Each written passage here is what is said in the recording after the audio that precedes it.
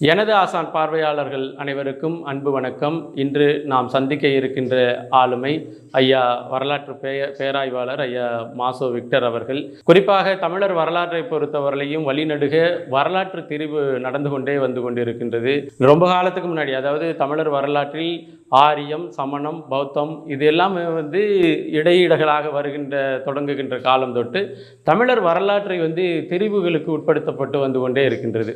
அதனுடைய தொடர்ச்சியாக நமது வரலாறு மிக பெரும் பாக்கியமாக தொல்காப்பியம், இறையரக பொருள், சங்க இலக்கியம் இது போன்ற இலக்கியங்களாக பதிவு செய்யப்பட்டு பாதுகாக்கப்பட்டு நம்ம கையில் கிடைச்சிருக்கு.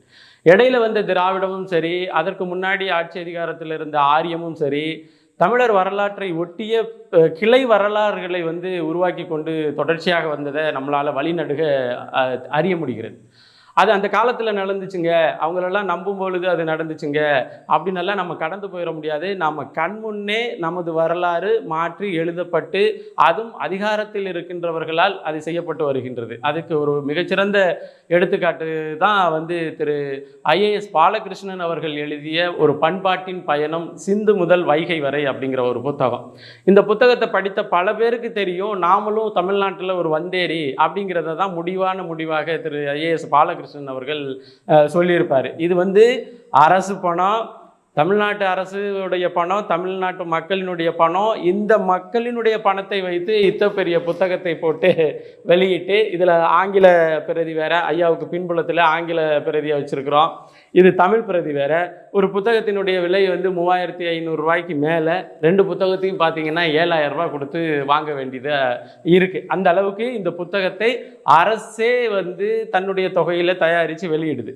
இப்போ இதில் 3500 ரூபா கொடுத்து, இன்னொரு 3500 ரூபா கொடுத்து ஆங்கிலம் தமிழ் பிரதி ரெண்டையும் சேர்த்து வாங்கி என்ன படிக்கிறோம் அப்படின்னு சொன்னால், தமிழர் வரலாற்றில் உள்ள முழுமையான திரிவுகளை அப்படியே சொல்லிக்கிட்டே வர்றாரு. இப்போ இதை உடைக்கிறதுக்காக ஐயா மாசோ விக்டர் அவர்கள் ஒரு 600 பக்கத்திற்கும் மேலாக கொண்ட ஒரு மறுபதிப்பு, அதாவது மறுமொழியான ஒரு நூல். முழுமையாக நீங்கள் எந்தெந்த இடத்துல வரலாற்றை எப்படி அணுகியிருக்கீங்க, எந்தெந்த இடத்துல வரலாற்றை கோட்டை விட்டுருக்கிறீங்க, எந்தெந்த இடத்துல வேணும்னே இந்த வரலாற்றை மாற்றி எழுதியிருக்கீங்க அப்படின்னு சொல்லிட்டு மிகச்சிறந்த ஒரு புத்தகத்தை ஐயா உருவாக்கி இருக்கிறாங்க.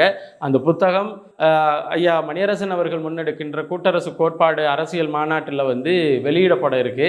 அதற்கு முன்னதாக அந்த புத்தகம் குறித்து, அதன் தேவை குறித்து, அதில் சொல்லப்பட்ட செய்திகள் குறித்து ஐயாவோடு உரையாடுவதற்காக தான் இந்த பதிவு. ஐயா வணக்கம். ஐயா வணக்கம். ஐயாவுடைய புத்தகம் பகுருளி முதல் சிந்து வரை அப்படின்னு, இங்கிருந்து தான் சிந்துக்கு போனாங்க அப்படிங்கிறத பதிவு செஞ்சுருக்காங்க. ஐயா அந்த நூல் குறித்து, அதில் சொல்லப்பட்ட செய்திகள் குறித்து நீங்கள் பகிர்ந்துக்கங்க. ஐயா வலையொலி நேயர்களுக்கு எனது அன்பான வணக்கங்களும் வாழ்த்துக்களும் தெரிவித்துக் கொள்கிறேன். சிந்து முதல் வைகை வரை என்று ஆட்சி பணியில் இருந்த திரு பாலகிருஷ்ணன் அவர்கள் ஆங்கிலத்திலும் தமிழிலும் பெரிய அளவில் 2 நூல்களை அவர் எழுதி 2 ஆண்டுகளுக்கு முன்பு வெளியிட்டிருந்தார்கள். அந்த நூலிலே சொல்லப்பட்ட செய்திகள் சரியானவையா அல்லது தவறானவையா என்பதை பற்றி இதுவரையில் யாரும் எந்த கருத்தும் வலையொலிகளிலும் சொல்லவில்லை, ஊடகங்களும் அதை பற்றி எந்த செய்தியும் சொல்லவில்லை.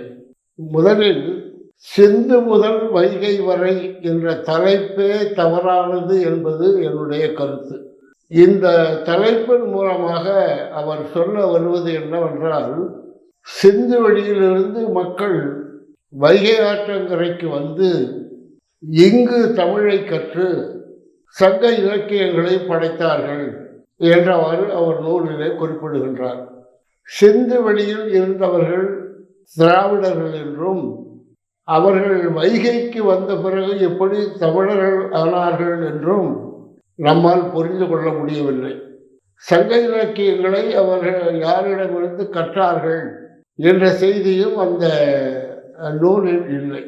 இந்த தலைப்பை பொறுத்தவரையில சிந்துவிலிருந்து வைகைக்கு வந்தார்கள், அந்த மக்கள் தமிழ்நாட்டில் குடியேறினார்கள், அதன் பிறகுதான் தமிழ்நாடு என்ற ஒரு பகுதி உருவாயிற்று என்ற கருத்தை நூலின் தலைப்பிலேயே அவர் வைத்திருக்கிறார். ஆக தமிழர்களும் வந்தேரிகள், தமிழர்கள் தங்களுக்கென்று ஒரு நாடு இல்லை. சிந்து வெளியிலிருந்து குடியேறி தமிழ்நாட்டுக்கு வந்த பிறகுதான் அவர்கள் தமிழர்கள் ஆனார்கள். அதற்கு முன்பு தமிழர்கள் என்று யாரும் உலகில் அறியப்படவில்லை என்ற கருத்தைத்தான் அந்த நூலினுடைய தலைப்பு சிந்து முதல் வைகை வரை என்று வைக்கப்பட்டிருக்கிறது. ஆகவே இந்த நூலின் தலைப்பே வரலாற்றுக்கு புறம்பானது என்பது என்னுடைய கருத்து. மேலும் 2000-2002 ஆண்டுகளிலே சிந்துவெளி நாகரிகம் பற்றி ஆய்வு செய்தவர்கள் அந்த நாகரிகம் கிமு 9500 ஆண்டுகளை தொட்டு நிற்கிறது என்பதை அவர்கள் அந்த கார்பன் அந்த கரிம ஆய்வு மூலம் அவர்கள் வெளிப்படுத்தி இருக்கிறார்கள். 2000 ஆண்டில் மைய அரசனுடைய மனிதவள மேம்பாட்டுத்துறை அமைச்சராக இருந்த மாண்புமிகு முரளி மனோகர் ஜோஷி அவர்கள் ஒரு செய்தியாளர் கூட்டத்தில் சிந்துவெளி நாகரிகம் கிமு 7500 ஆண்டுகளுக்கு முற்பட்டது என்ற ஒரு செய்தியை அவர் அறிவித்தார். இது வாஜ்பாய் அரசாங்கத்திலே அவர் பணியாற்றிய போது அதிகாரப்பூர்வமாக அறிவிக்கப்பட்ட ஒரு செய்தி. அதன் பிறகு 2002 ஆண்டில் பாகிஸ்தானில் உள்ள இஸ்லாமிய பல்கலைக்கழகத்தைச் சேர்ந்த பேராசிரியர்கள் மொஹஞ்சதாரோவுக்கு பக்கத்தில் ஒரு 30 கிலோமீட்டர் தொலைவில் சுக்கூர் மாவட்டத்தில் ஓர் இடத்தை அகழ்வாய்வு செய்து அந்த இடம் மொஹஞ்சதாரோ நாகரிகத்துக்கு முற்பட்டது என்று அவர்கள் கூறி அதன் ஆண்டு கணக்கை கிமு 9500 ஆண்டுகள் என்று அவர்கள் பதிவு செய்திருக்கிறார்கள். இப்படி வரலாற்று செய்திகளை பல்கலைக்கழகங்களும் மைய அரசும் அறிவித்த பிறகும் கூட தமிழ்நாட்டு பாடநூல்களிலே சிந்துவெளி நாகரிகம் கிமு 2500 1500 என்று இன்றைய வரையிலே பதிவு செய்து மாணவர்களுக்கு கற்பித்து வருகிறார்கள். உண்மையிலேயே இந்த சிந்துவெளி நாகரிக காலத்தை இப்போது இருக்கின்ற இந்த திராவிட கட்சி அரசு ஏன் மறைக்கிறது என்று தெரியவில்லை. இந்த அடிப்படையில் தான் இந்த பாலகிருஷ்ணன் அவர்கள் எழுதிய நூலில் சிந்துவெளி நாகரிக காலம் கிமு 2500 1500 என்று அவர்கள் குறிப்பிட்டிருக்கிறார்கள்.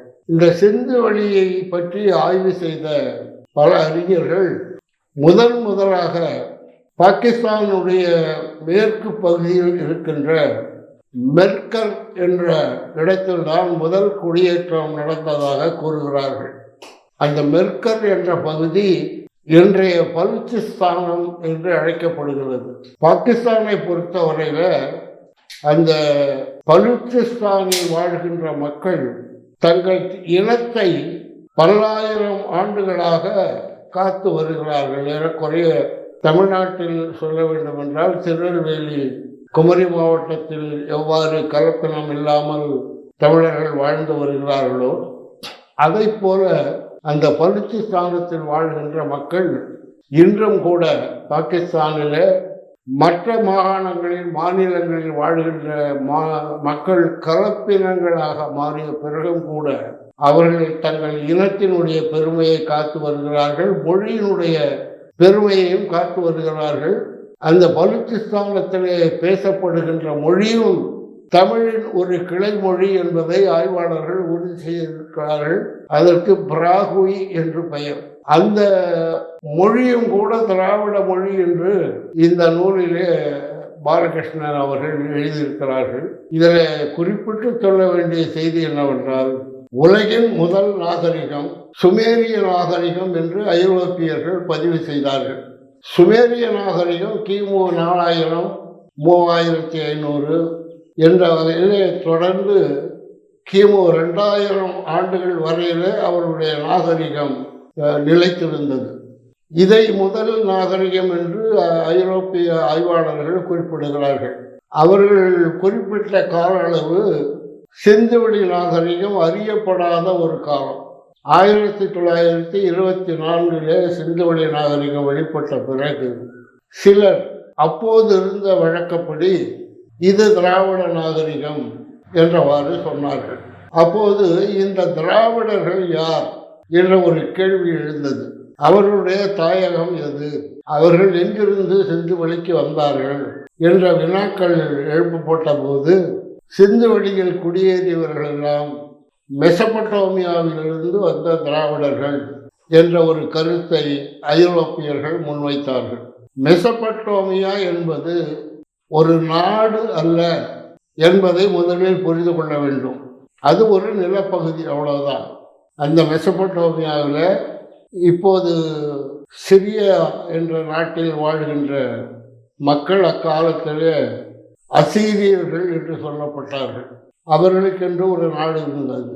அதை போல சுமேரியர்கள் இருந்தார்கள், பாபிலோனியர்கள் இருந்தார்கள், எபிரேய மொழி பேசுகின்ற யூதர்கள் இஸ்ரவேல் மக்கள் இருந்தார்கள், கனானியர்கள் இருந்தார்கள்.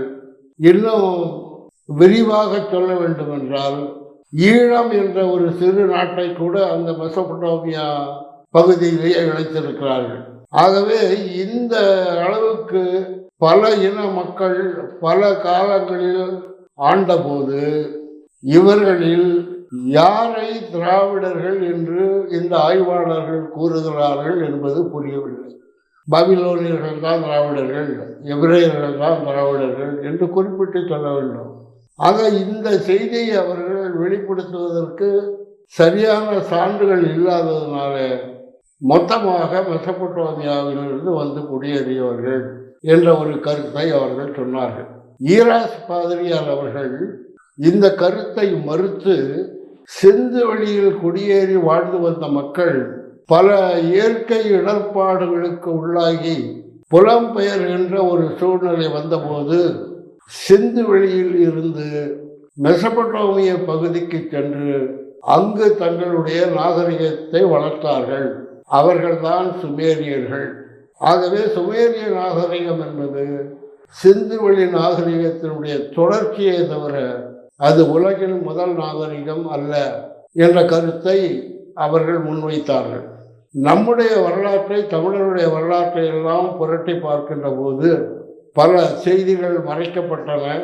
ஐரோப்பியர்களும் ஆரிய சார்புடைய ஆய்வாளர்களும் தமிழருடைய வரலாற்றை எந்த அளவுக்கு மறைக்க முடியுமோ அந்த அளவுக்கு மறைத்து அவர் வரலாற்றை எழுதினார்கள். குறிப்பாக சொல்ல வேண்டும் என்றால் ஐரோப்பியர்களை பொறுத்தவரையில், ஆரிய சார்பு ஆய்வாளர்களை பொறுத்தவரையில் இந்த குமரிக்கண்டம் என்ற ஒன்று இருந்ததை பற்றி அவர்கள் எழுதுவதும் இல்லை, பேசுவதும் இல்லை. ஏனென்று சொன்னால் இந்த குமரிக்கண்ட கொள்கை உறுதிப்படுத்தப்பட்டு விட்டால் இந்த உலகில் உள்ள அனைத்து இனங்களுக்கும் மூத்த இனமாக தமிழ் இனம் அறியப்படும் என்பதை அவர்கள் அறிந்திருந்தார்கள். அது மட்டுமல்லாது இந்த குமரிக்கண்டத்தை தொட்டு அவர்கள் வரலாற்றை படைத்திருந்தார்கள் என்றால் அதுவரையில் அவர்கள் படைத்த வரலாறு எல்லாம் பொய்யாகி போகும் என்ற ஒரு அச்ச உணர்வும் அவர்களுக்கு இருந்தது.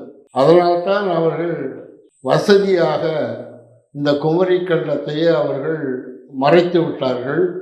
வரலாற்றில் அதை தொடவே இல்லை. ஆனால் நம்முடைய இலக்கியங்கள் சொல்லுகின்ற செய்திகளை வைத்து 50 ஆண்டுகளுக்கு முன்பு இந்த குமரிக்கண்ட கொள்கையை பாவாணர்கள் கையில் எடுத்து இந்த குமரிக்கண்ட கொள்கையை அவர்கள் வலியுறுத்தி, இதை ஏற்றுக்கொள்ளாத தமிழர்கள் அவர்கள் எவ்வளவு பெரிய அறிஞர்களாக இருந்தாலும் சரி, மேதைகளாக இருந்தாலும் சரி, அவர்கள் தமிழர்கள் என்று சொல்லிக் கொள்வதற்கே அருகதையற்றவர்கள் என்றெல்லாம் அவர் பதிவு செய்தார். பாவாணருடைய காலத்துக்கு பிறகு இந்த குமரிக்கண்டம் பற்றிய செய்திகள் ஏராளமாக இன்றைக்கு வெளியே வந்திருக்கின்றன. இப்போ சிந்து முதல் வைகை வரை என்ற நூலிலே திரு பாலகிருஷ்ணன் அவர்கள் குறிப்பிட்ட செய்திகள் எல்லாம் 1900, 1910, 1920, 1930 ஆக 20ஆம் நூற்றாண்டினுடைய தொடக்கத்திலே ஆய்வாளர்களால் சொல்லப்பட்ட செய்திகளைத்தான் அவர் இந்த நூலில் பதிவு செய்திருக்கிறார். இந்த நூலில் அவர் பதிவு செய்த செய்திகளுக்கு பிறகு 100 ஆண்டு காலம் சென்று விட்டது. இந்த 100 ஆண்டுகளில் ஏராளமான தரவுகள் வெளிவந்து விட்டன. அதை பற்றியெல்லாம் இவர் கவலைப்படவே இல்லை. இன்னும் அவர் சொல்லுகின்ற செய்தி, முதல் மாந்தன் தோன்றியது ஆப்பிரிக்காவில் தான். ஆப்பிரிக்காவில் தோன்றிய மனிதன் நாலா திசைகளிலும் சென்று புலம்பெயர்ந்து இந்தியாவுக்கு வந்தான், கிழக்காசிய நாடுகளுக்கும் சென்றான், ஆஸ்திரேலியாவுக்கு சென்றான், மங்கோலியா வழியாக அந்த விளாடிவாஸ்டாக் வழியாக அலாஸ்காவை சுட்டு அமெரிக்காவுக்குள் நுழைந்தான், அமெரிக்காவிலிருந்து தென் அமெரிக்காவுக்கு சென்றான். இவ்வாறு எல்லாம் அவர்கள் கதை எழுதி அதற்கு வரைபடங்களை எல்லாம் போட்டு, ஆக முதல் மாந்தன் தோன்றியது ஆப்பிரிக்காவில் தான் என்ற செய்தியை 1920களில் வெளியிட்டாங்க. இதை வெளியிட்டவர்கள் எல்லாம் ஐரோப்பியர்கள். ஆகவே முதல் மாந்தன் தோன்றியது ஆப்பிரிக்காவில் தான் என்று சொன்னவர்கள் 1989ஆம் ஆண்டு யுனெஸ்கோ நிறுவனம் ஆப்பிரிக்கர்களுடைய வரலாற்றை தொகுக்குமாறு ஐரோப்பிய அறிஞர்களை கேட்டுக்கொண்ட போது, ஆப்பிரிக்கர்களுக்கு ஏது வரலாறு, அவர்களுக்கு வரலாறே கிடையாது என்று சொல்லி யுனெஸ்கோவினுடைய வேண்டுகோளை ஏற்க மறுத்தார்கள். இப்போ அவர்கள் முதல் மாந்தன் தோன்றியது ஆப்பிரிக்காவில் இருந்துதான் என்று சொன்னது சரியா, ஆப்பிரிக்கா மக்களுக்கு வரலாறு என்பதே கிடையாது என்பது சொன்னது சரியா?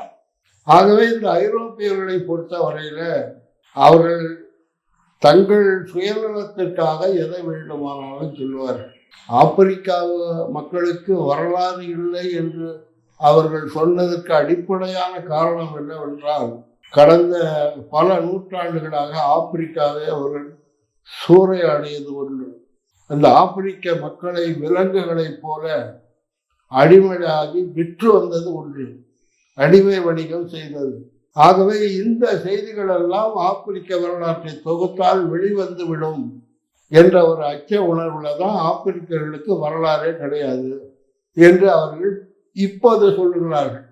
ஆகவே இந்த முரண்பாட்டை எல்லாம் கவனிக்காத பாலகிருஷ்ணன் அவர்கள் ஆப்பிரிக்காவில் இருந்துதான் முதல் மாந்தன் தோன்றி உலகம் முழுவதும் பரவினான் என்று அவருடைய நூலில் கூட வரைபடங்கள் எல்லாம் போட்டு காட்டியிருக்கிறார். இதில் நாம் கவனிக்க வேண்டிய செய்தி என்னவென்றால், ஆப்பிரிக்க மாந்தன் தான் உலகம் முழுவதும் சென்று குடிபெயர்ந்து புலம்பெயர்ந்து வாழ்ந்தான் என்று சொன்னால், அவர்கள் விட்டு விட்டு சென்ற தடயங்கள் என்ன? உலகம் முழுவதும் ஆப்பிரிக்கர்களுடைய வாழ்ந்த புலம்பெயர்ந்ததற்கான ஏதாவது அடையாளங்கள் சான்றுகள் இருக்கின்றனவா என்று பார்க்கின்ற போது இல்லை. ஆனால் தமிழர்களை பொறுத்த வரையில உலகம் முழுவதும் அவர்களுடைய தடயங்களை விட்டு சென்றிருக்கிறார்கள் என்ற உண்மை இன்றைக்கு வெளிப்படுகிறது. குறிப்பாக சொல்ல வேண்டும் என்றால், ஆப்பிரிக்கர்கள் தான் முதல் மாந்தன் என்று சொல்லுகின்ற போது யுனெஸ்கோ வெளியிட்ட இந்த ஆப்பிரிக்க வரலாறு என்ற நூலில் ஆப்பிரிக்காவினுடைய மூல மொழிகளாக சிலவற்றை கூறுகிறார்கள். பெர்பர், பஞ்ச், ஸ்வாகிலி போன்ற மொழிகளை அவர்கள் சொல்கிறார்கள். இந்த மொழிகளில் இருந்துதான் ஆப்பிரிக்க மொழிகள் எல்லாம் கிடைத்தன என்று அந்த நூலிலே குறிப்பிடப்பட்டிருக்கு. இன்னும் ஒருபடி மேலே சென்று மதாம் பிளாவட்ஸ்கி என்ற அமெரிக்க பெண்மணி இந்த 3 மொழிகளும் மெசபடோமியாவில் பேசப்பட்டு அந்த மக்கள் தான் எகிப்திலே குடியேறி அதன் பிறகு தெற்கு நோக்கி சென்று அந்த 3 மொழிகளில் இருந்தும் ஆப்பிரிக்க மொழிகள் கிடைத்தன என்ற ஒரு கருத்தை அதே நூலிலே அவர் பதிவு செய்திருக்கிறார். இந்த அளவிலே நீங்கள் பார்க்கின்ற பொழுது இப்போதும் கூட செனகல், கேமரூன், நைஜீரியா, தான்சானியா, தென்னாப்பிரிக்கா போன்ற நாடுகளில் தமிழ் சொற்களை மட்டுமல்லாமல் தமிழ் வாக்கியங்களையே அவர்கள் பேசுகிறார்கள். ஆப்பிரிக்காவில் முதல் மாந்தன் பிறந்திருந்தான் என்று சொன்னால் எப்படி தமிழ் இந்த ஆப்பிரிக்காவினுடைய உட்பகுதிகளுக்குள் சென்றிருக்க முடியும்? சங்க இலக்கியங்களிலே ஒரு செய்தி காணப்படுகிறது. குறிஞ்சி நிலத்தில் ஒரு நெல்லை விதைப்பார்கள். அது குறிஞ்சி நிலம் மலை என்பதனால படிக்கட்டுகள் போல் அந்த மலையை சீர் செய்து அந்த நெல்லை அவர்கள் விதைத்ததாக சங்க இலக்கியங்கள் சொல்லுகிறது. இதே படிக்கட்டுகள் நெல்லை விதைப்பதற்கு ஒரு 7000 ஆண்டுகளுக்கு முன்பே நைஜீரிய மக்கள் இப்படி பயிர் செய்த செய்தியை இன்றைக்கு உலகுக்கு அறிவித்திருக்கிறார்கள். ஆக இதிலிருந்து நாம் தெரிந்து கொள்ள வேண்டியது என்னவென்றால், இப்படி பொய்யாகி போன வரலாற்றிலே மறுக்கப்பட்ட செய்திகளை எல்லாம் இந்த பாலகிருஷ்ணன் அவர்கள் தன்னுடைய நூலிலே பதிவு செய்து தமிழருடைய பழைய வரலாற்றை மறைக்கின்ற முயற்சியிலே ஈடுபட்டிருக்கிறார். இந்த முயற்சி என்பது தமிழரை சிறுமைப்படுத்த வேண்டும் என்பதற்கான ஒரு மறைமுகமான முயற்சி. இதற்கு அரசாங்கத்தினுடைய ஆதரவும் இருக்கிறது. இந்த நூலிலே நீங்கள் தொடக்கத்திலிருந்து கடைசி வரையில பார்த்தீர்கள் என்று சொன்னால், சங்க இலக்கியங்களில சொல்லப்பட்டிருக்கின்ற அனைத்து செய்திகளையும் பாடல்களையும் இந்த நூலிலே மேற்கோளாக காட்டியிருக்கிறார். இப்ப இந்த சங்க இலக்கியம் தமிழில் எழுதப்பட்டதா அல்லது திராவிட மொழியில் எழுதப்பட்டதா என்பதற்கு அவர் எந்த விளக்கமும் கொடுக்கவில்லை. சிந்து வழியில் திராவிட மொழி பேசப்பட்டது என்று சொல்லுகின்ற அவர் அந்த சிந்து வழி மொழியில் ஒரே ஒரு திராவிட சொல்லை இந்த நூலில் அவர் காட்டவே இல்லை. இவராவது பரவாயில்லை என்று கூட சொல்லலாம். அண்மையில திரு கருணாநிதி அவர்கள் ஆட்சி செய்த காலத்தில் ஐராவதம் மகாதேவன் என்பவர், அவர் ஒரு பிராமணர். அவர் ஒரு புதிய கண்டுபிடிப்பை கண்டுபிடித்தார். அந்த கண்டுபிடிப்பு என்னவென்றால், தமிழுக்கு முன்பு, தென்னிந்திய மொழிகளுக்கு முன்பு முன் திராவிடம் என்ற ஒரு மொழி இருந்தது என்ற கருத்தை முதலாக இந்த ஐராவதம் மகாதேவன் தான் வெளிப்படுத்தினார். இந்த ஐராவதம் மகாதேவன் தான் இவருக்கு குரு. ஆகவே கால்டுவெல்லினுடைய நூலை படித்து பார்க்கின்ற போது அந்த ஒப்பாய்வு நூல்ல தென்னிந்திய மொழிகள் அவர் கூறுகின்ற அந்த திராவிட மொழிகள் எந்த மொழியில் இருந்து கிளைத்தன என்பதை பற்றி ஒரு செய்தி கூட இல்லை. தென்னிந்திய மொழிகள் திராவிட மொழிகள் என்று தமிழ், தெலுங்கு, கன்னடம், மலையாளம்னு வரிசைப்படுத்துகிறாரே ஒழிய இந்த மொழிகள் எல்லாம் தனித்தனியாக தோன்றியவையா அல்லது ஒரு மூல மொழியிலிருந்து தோன்றியவையா என்ற செய்தியை அவர் கூறவே இல்லை. அதற்கு என்ன காரணம் என்று சொன்னால், அவர் ஒரு கிறிஸ்துவ சமய பரப்புரையாளராக இருந்ததுனால தமிழ்தான் இந்த தென்னிந்திய மொழிகளுக்கெல்லாம் தாய்மொழி என்று சொன்னால் மலையாளத்துக்குள்ள அவரை உள்ள விட மாட்டாங்க, கர்நாடகத்துக்குள்ள அவரை உள்ள விட மாட்டாங்க. ஆகையினால ரொம்ப கெட்டிகாரத்தனமா தென்னிந்திய மொழிகள் என்றுதான் அவர்கள் குறிப்பிட்டிருக்காரே தவிர இந்த மொழிகளுக்கெல்லாம் மூத்த மொழி முன் திராவிடம் என்று அவர் சொல்லவே இல்லை. அவர் சொல்லாத ஒன்றை இந்த ஐராவத மகாதேவன் கண்டுபிடித்து தென்னிந்திய மொழிகளுக்கெல்லாம் மூத்த மொழி முன் திராவிடம் என்ற ஒரு கருத்தை சொன்னார். அதை இவரிடம் அவர் கூறி இந்த முன் திராவிடம் திராவிடம் என்ற அந்த கொள்கையை வலியுறுத்தி இந்த நூலில் எழுதும்படி அவர் கேட்டுக்கொண்டதாக அவரே இந்த நூலில் எழுதியிருக்கார். ஆகவே இந்த முன் திராவிடம் என்பது ஒரு 40-30 ஆண்டுகளுக்கு முன்பு கண்டுபிடிக்கப்பட்ட ஒரு புதிய மொழி.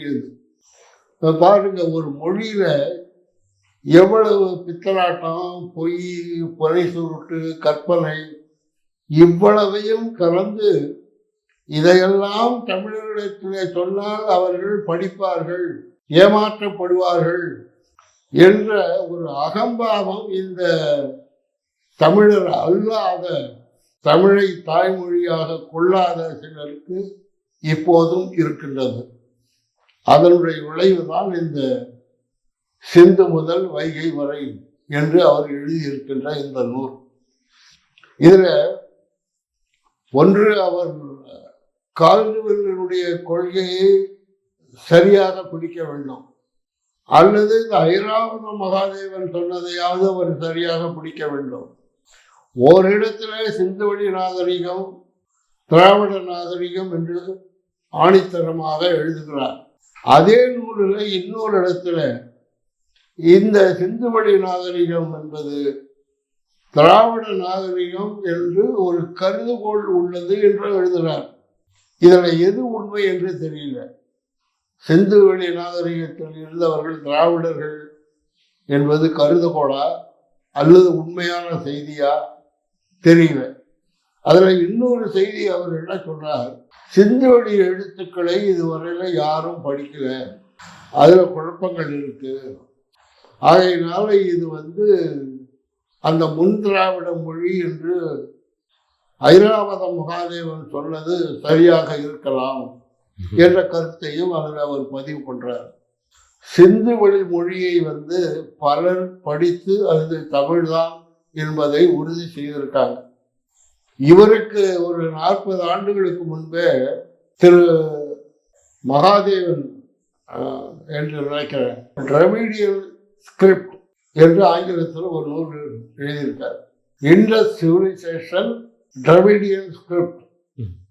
அந்த நூலில் கூட அவர் காட்டியிருக்கின்ற மேற்கோள்கள் எல்லாம் தமிழிலிருந்து தான் காட்டியிருக்கார். ஒரு வேற்றுமொழி சொல் கூட அந்த நூலில் இல்லை.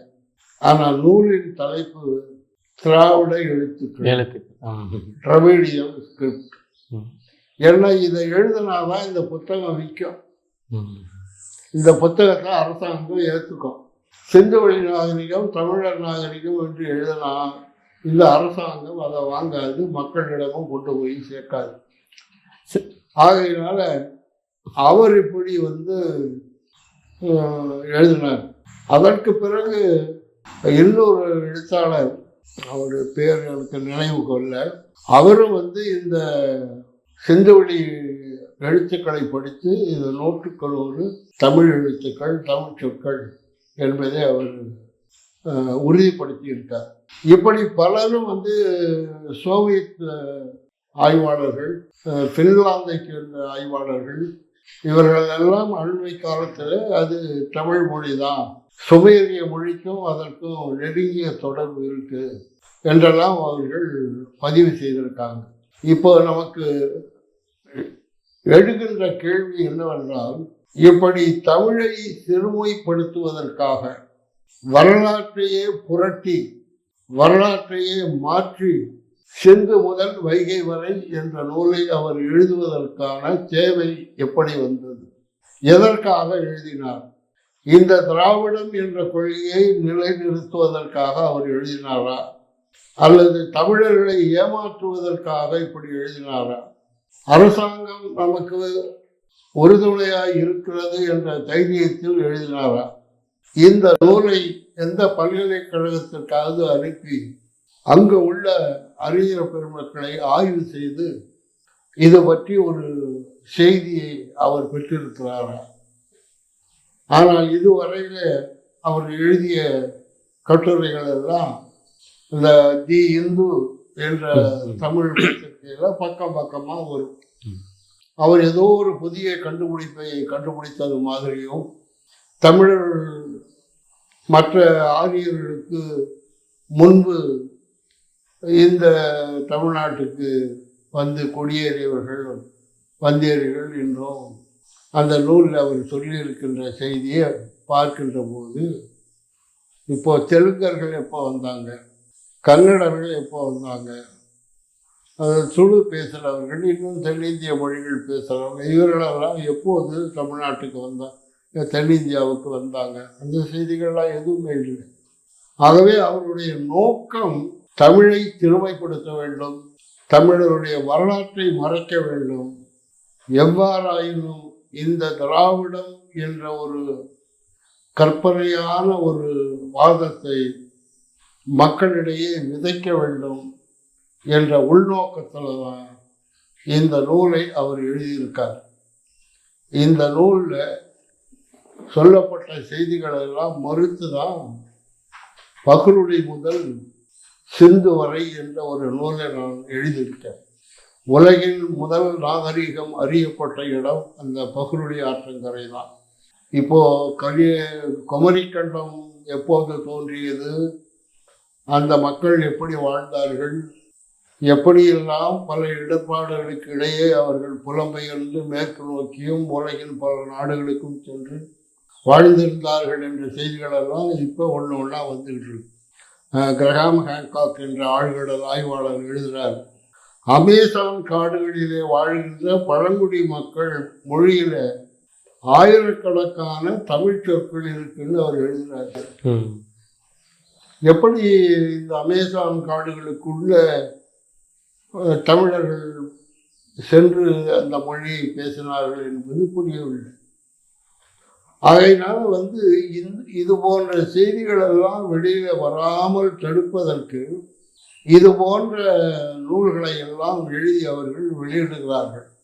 குமரிக்கண்டம் ஏறக்குறைய கிமு 73,000 ஆண்டுகளில் வெடித்து சிதறி, அந்த கோண்டுவானா கண்டம் வெடித்து சிதறி குமரிக்கண்டம் உள்ளிட்ட தெற்கு ஆசிய நாடுகள், தென்கிழக்கு ஆசிய நாடுகள், ஆஸ்திரேலியா போன்ற அந்த நாடுகள் எல்லாம் விலகி சென்றதாக இன்றைய அறிவியல் ஆய்வுகள் மெய்ப்பித்திருக்கின்றன. இதில் குறிப்பிட்டு சொல்ல வேண்டிய ஒரு செய்தி, கர்னூல் மாவட்டத்தில் ஆந்திராவில் ஜுவாலபுரம் என்ற ஒரு ஊர் இருக்கு. இப்போ இருக்கு அந்த ஊர். அந்த ஊரை சுற்றி ஒரு 15-20 கிலோமீட்டர் சுற்றளவில் கருமண், சாம்பலை போன்ற கருமண் படிஞ்சிருக்கு. அந்த ஜுவாலபுரத்தில் 9 அடி ஆழத்திற்கு அந்த சாம்பல் படிஞ்சிருக்கு. அது என்ன சாம்பல் என்று பார்த்தபோது, ஒரு எரிமலை வெடிப்பினால் சிதறடிக்கப்பட்ட சாம்பல் என்று இன்றைக்கு ஆய்வாளர்கள் அதை உறுதி செய்திருக்காங்க. 9 அடி உயரத்துக்கு அந்த சாம்பல் படிந்திருக்கிறது என்று சொன்னால் ஒரு ஆளினுடைய உயரத்தை விட அதிகமான அளவிலே படிஞ்சிருக்கு. இப்போ இந்த ஜுவாலபுரத்தை கடந்த 9-10 ஆண்டுகளாக பலரும் ஆய்வு செய்து வருகிறாங்க. அண்மையில் பிபிசி தொலைக்காட்சியில் ஒரு ஆய்வாளர் வெளியிட்ட தகவலின்படி இந்த ஜுவாலபுரம் எரிமலை சாம்பல்கள் இதுவரையில் எழுதப்பட்ட உலக வரலாறை தலைகீழாக புரட்டி போட்டிருக்கிறது. உலகில் முதல் மாந்தன் தோன்றியது இந்திய பெருங்கடல் இருக்கின்ற பகுதிகள் தான். இந்திய பெருங்கடல் இருக்கின்ற பகுதிகள் தான் இந்த எரிமலை வெடித்தது. 12 ஆண்டுகள் வரையில் தொடர்ந்து அது சாம்பலை கட்டிக் கொண்டிருந்தது. அதை தொடர்ந்து நடைபெற்ற நிகழ்வுற்ற அந்த நில அதிர்வுல தான் இந்த கோண்டுவானா கண்டம் உடைந்து சிதறி தனித்தனியாக பிரிந்து போயிற்று என்ற அளவிலே அவர் ஒரு கருத்தை பிபிசியில் சொன்னதோட இன்னொரு கருத்தையும் அவர் பதிவு செய்திருக்கிறார். முதல் மாந்தன் ஆப்பிரிக்காவில் தான் தோன்றினான் என்ற கொள்கை 100க்கு 100 ஜுவாலபுரம் ஆய்வில் அடிபட்டு போகிறது என்ற கருத்தையும் அவர் முன்வைத்திருக்கிறார். ஆகவே இதை பற்றியெல்லாம் இந்த சிந்து வைகை நூலில் எந்த செய்தியுமே இல்லை. அவர் வரலாறு படித்தாரா என்று கூட தெரியல. அதாவது ஆட்சிப்பணித்துறையில் அதிகாரியாக இருந்தால் அனைத்து துறைகளிலும் தாங்களே அறிஞர்கள் என்று நினைத்து விடக்கூடாது. பழைய வரலாற்றை ஆய்வு செய்வதற்கு 18 வழிமுறைகளை யுனெஸ்கோ வகுத்து கொடுத்திருக்கிறது. கடந்த 50 ஆண்டுகளுக்கு முன்பு குமரிக்கண்ட செய்தியை நாம் சொல்லி வந்தபோது சங்க இலக்கியங்கள், திருக்குறள், சிலப்பதிகாரம், இறையனார் அகப்பொருளுரை இவற்றில் சொல்லப்பட்ட செய்திகளைத்தான் நாம் திரும்ப திரும்ப சொல்லிக் கொண்டிருந்தோம். ஆனால் ஆய்வுகளை பொறுத்தவரையில் இலக்கிய சான்றுகள் ஒன்றுதான், அதையும் நாம் கணக்கில் எடுத்துக்கொள்ளலாம். ஆனால் அதே நேரத்தில் அறிவியல் சான்று, நிலவியல் சான்று, புவியியல் சான்று, தொல்லியல் சான்று, வானியல் சான்று, ஆழ்கடலியல் சான்று, முன்னோர்கள் சொல்லி வைத்த பழமொழிகள், இவற்றுக்கு அனைத்திற்கு மேலாக அவர்கள் பேசி வருகின்ற மொழி, அந்த மொழியினுடைய வரலாறு, அந்த மொழி எத்தனை ஆண்டு காலமாக பேசப்பட்டு வருகிறது என்ற செய்திகளெல்லாம் நாம் கணக்கில் எடுத்துக்கொள்ள வேண்டும் என்று யுனெஸ்கோ நிறுவனம் கூறுகிறது. இந்த செய்திகளை எல்லாம் அவர் பாலகிருஷ்ணன் அவர்கள் கண்டுகொண்டதாகவே தெரியவில்லை. ஆகவே இது பக்கங்களை வைக்கோல் பொதி போல் நினைத்து அடுக்கி வைக்கப்பட்டிருக்கின்றனவே தவிர, அவ்வாறு அடுக்கி வைக்கப்பட்ட செய்திகளெல்லாம் தமிழுக்கு சான்று பகிர்கின்றன என்ற கருத்தை தவிர, இந்த திராவிடத்தையோ திராவிட மக்களை பற்றியோ உலக வரலாற்றை பற்றியோ இந்திய வரலாற்றை பற்றியோ அவர் படிக்கவும் இல்லை, படித்து புரிந்து கொள்ளவும் இல்லை. உலக வரலாறு என்பது அவருக்கு புரியாத ஒன்று. உலக வரலாற்றை தெரியாதவர்கள் தமிழ்நாட்டு வரலாற்றை எழுத முடியாது. தமிழ்நாட்டு வரலாற்றை கற்றவர்கள்தான். பாவாணர் அவர்கள் தெளிவாக சொல்வார், ஒரு தமிழனுக்கும் தமிழச்சிக்கும் பிறந்த ஒரு தமிழன்தான் தமிழனுடைய வரலாற்றை எழுத முடியுமே தவிர, எங்கோ பிறந்து வேற்று மொழிகளை பேசுகின்ற எவன் ஒருவனும் தமிழனுடைய வரலாற்றை எழுத தகுதியற்றவன் என்று அவர் தெளிவாக குறிப்பிடுகிறார். அந்த வகையிலே இந்த தெலுங்கை தாய்மொழியாக கொண்ட பாலகிருஷ்ணன் அவர்கள் தமிழை வரலாற்றை, தமிழனுடைய வரலாற்றை, தமிழ் மொழியினுடைய வரலாற்றை ஆய்வு செய்ய முற்பட்டது புலிவாலை பிடித்த கதையாக முடிந்துவிட்டது.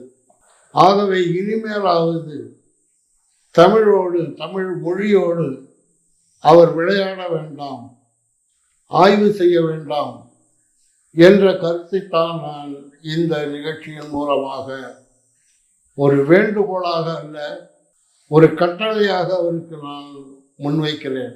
இந்த சூழ்நிலையில சில நாட்களுக்கு முன்பு உலக தமிழ் ஆராய்ச்சி நிறுவனத்திலே அவருக்கு தலைமை பொறுப்பு அளிக்கப்பட்டது என்ற செய்தித்தாள்களிலே படித்து பார்க்கின்ற போது, தமிழ்நாட்டிலே நூற்றுக்கணக்கான ஆயிரக்கணக்கான தமிழறிஞர்கள் எல்லாம் கவனிப்பாரற்று கிடக்கின்ற போது, எங்கிருந்தோ வந்த ஒரு தெலுங்கு பேசுகின்ற பாலகிருஷ்ணன் என்பவரை உலக தமிழ் ஆராய்ச்சி நிறுவனத்துக்கு தலைவராக நியமித்ததை நான் வன்மையாக கண்டிப்பதோடு, தமிழரை, தமிழ் மக்களை எக்காலத்தும் ஏமாற்றி விடலாம், எந்த பொய்யை சொல்லியும் அவர்கள் நாம் சொல்லுகின்றதை அவர்கள் நம்புவார்கள் என்ற ஆணவ போக்கை இன்றுள்ள ஆட்சியாளர்களும் இந்த திராவிட கொள்கை சித்தாந்தவாதிகளும்